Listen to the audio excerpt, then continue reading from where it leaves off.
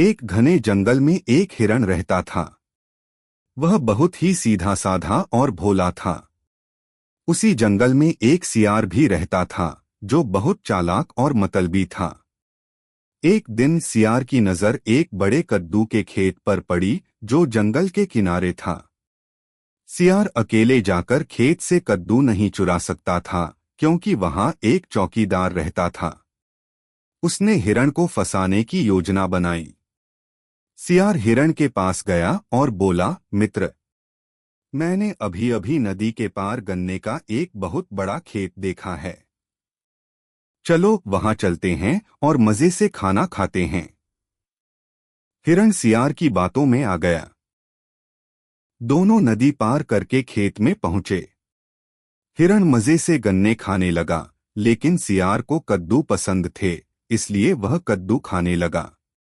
पेट भरने के बाद सियार खुशी के मारे जोर जोर से हूहू करने लगा।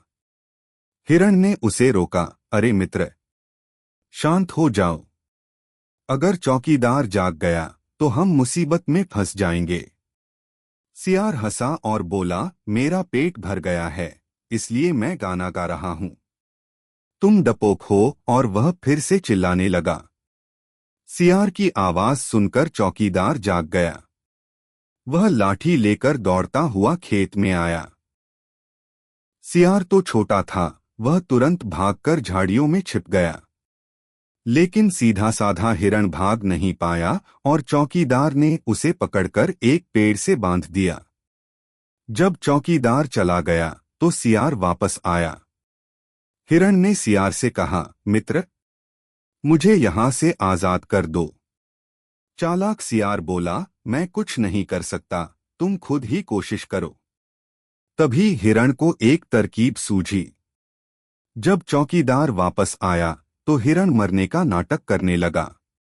उसने अपनी आंखें बंद कर लीं और शरीर को बिल्कुल ढीला छोड़ दिया। चौकीदार ने सोचा, अरे, यह तो मर गया। उसने हिरण को पेड़ से खोल दिया। मौका पाते ही हिरण जोर से भागा और जंगल की तरफ भाग निकला। सियार हक्का बक्का रह गया। उसकी चालाकी धरी की धरी रह गई।